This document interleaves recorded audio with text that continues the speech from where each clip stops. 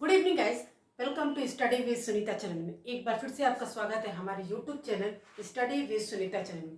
Guys, जैसा कि मैं प्रीवियस वीडियो में आपको पढ़ा चुकी थी और बताई थी कि मैं आपको सिलेबस पूरा बताई थी क्या क्या आरओ और एआरओ एग्जाम में आएगा, जो आपके 22 दिसंबर को होने वाला है। ठीक है ना, उसमें सिलेबस क्या क्या है, ठीक है, मैंने ये बताया था, और कितने मार्क्स का आता है, ये सारे क्वेश्चंस मैंने आपको बताया था।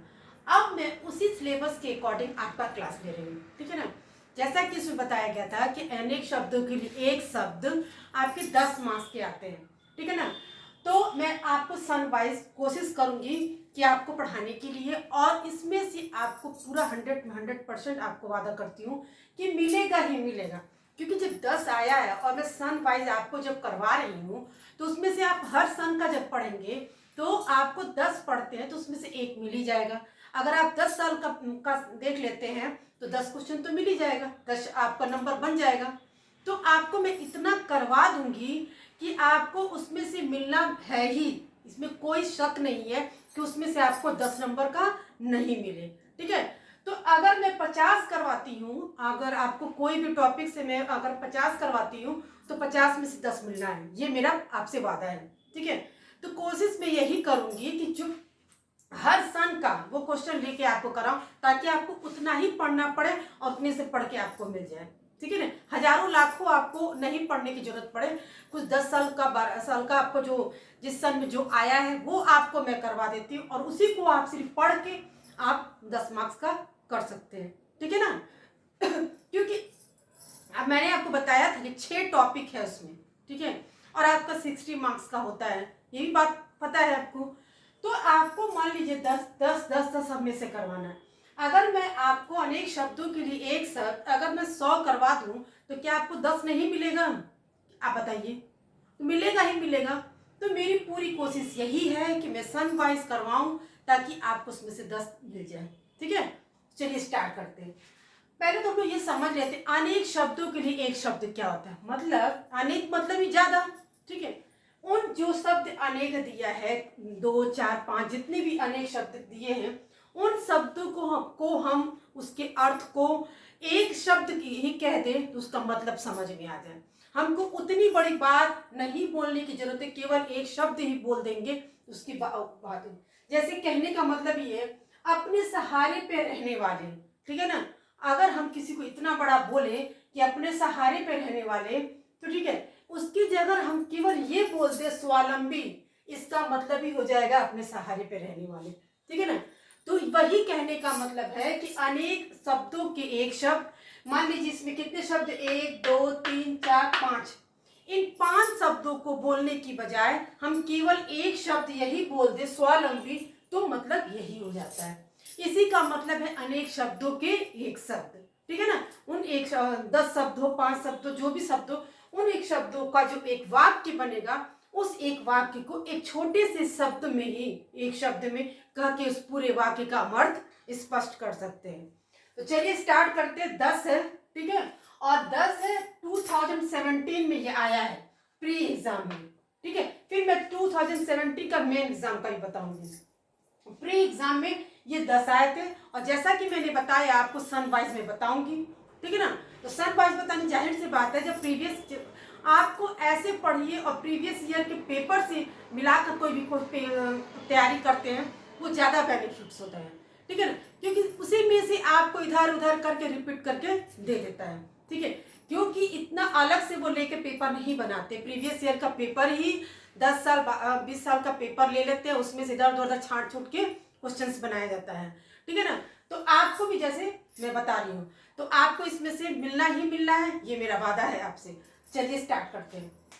अपने सहारे पे रहने वाले स्वावलंबी। ठीक है ना, जो प्रमाण से सिद्ध ना हो सके, जो भी प्रमाण दिया जाता है उन बातों से, उन चीजों से सिद्ध ना हो सके, उसको बोलते अप्रमेय। और उपसर्ग लगा देने से ही हमेशा नहीं का अर्थ आ जाता है। ठीक है, तो विलोम हो ही जाता है। मतलब जो प्रमाण से सिद्ध ना, मतलब नहीं, वही विलोम की बात हो गई यहाँ पे, ना है क्या, तो अ उपसर्ग लगा दिया गया यहाँ पे, तो अप्रमेय। मतलब इसका कहने का मतलब ये है, जो चीज आप प्रमाण देकर भी सिद्ध नहीं कर सकते हैं उसको अप्रमेय कहते हैं। ठीक है ना, फिर उसके बाद किसी पर विजय प्राप्त करने की इच्छा, ठीक है ना। अब जब युद्ध होता था, ठीक है, तो उसमें क्या होता है कि जैसे रामायण के युद्ध में ही रावण की इच्छा क्या थी, राम पर विजय प्राप्त करने की, तो वो जिजेक्सु था, ठीक है ना।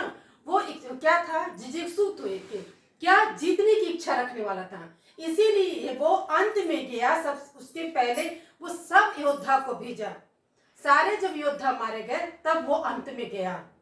क्यों? क्योंकि भाई जाहिर सी बात है, सबसे वीर योद्धा था, उसके और भी जो भाई थे वो भी सब योद्धा थे, तो वो लेकिन राम पे विजय प्राप्त करना चाहता था वो, इसलिए वो क्या था, जिजिक्सु था, किसी पर विजय प्राप्त करने की इच्छा रखने वाला, जिजिक्सु कायर। जो स्त्री सूर्य भी ना देख सके, ठीक है, सूर्य देखने से पहले चली जाए या फिर सूर्य ना देख सके, उसको कहते हैं सूर्यम पश्य, ठीक है ना। म आधा म बीच में लगा, असूर्यम पश्य, जाहिर सी बात है, जहां न की बात है, जहां नहीं की बात आ गई वहां अ से ही समझ में, अगर उपसर्ग लग जाता समझ में आता वो नहीं की बात है। फिर आते कुछ खास शर्तों पे किसी कार्य को करने की का समझौता, संविदा।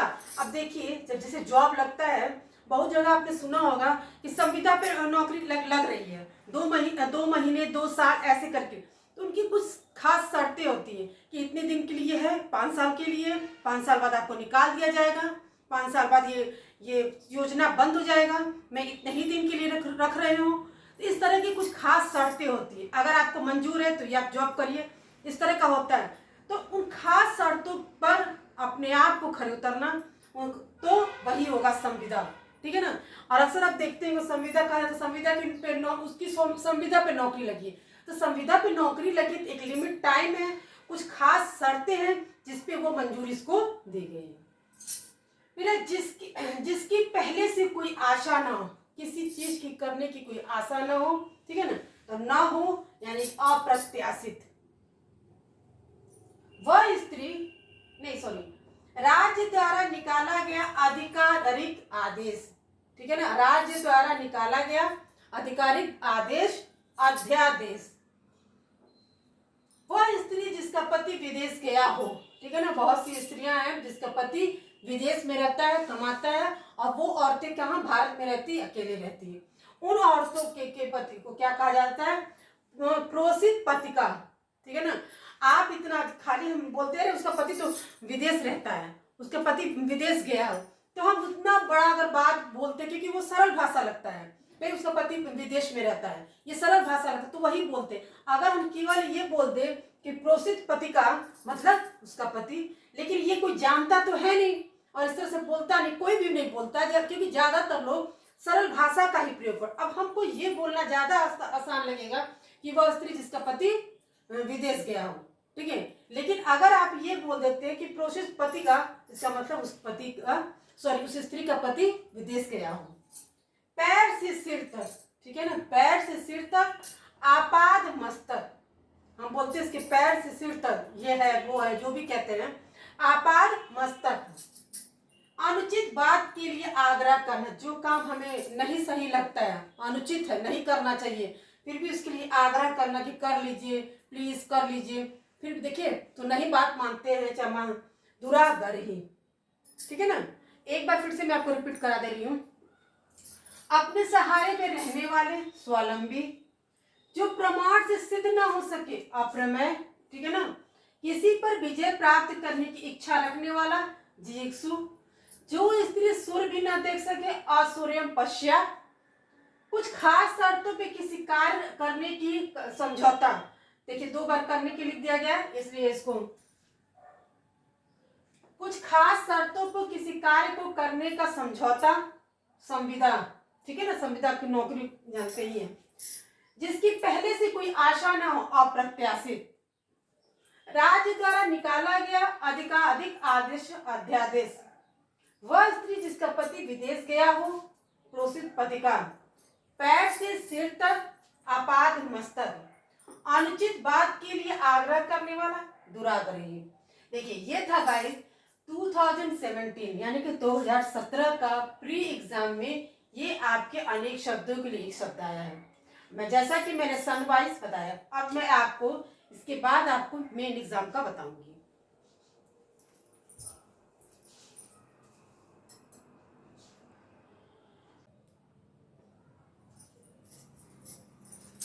चलिए गाइस, अभी तक मैंने आपको 2017 का 10 मैंने आपको बताया अनेक शब्दों के लिए एक शब्द प्री एग्जाम में जो आया था। अब मैं आपको 2017 का जो मेन एग्जाम में आया था वो आपके ठीक है ना।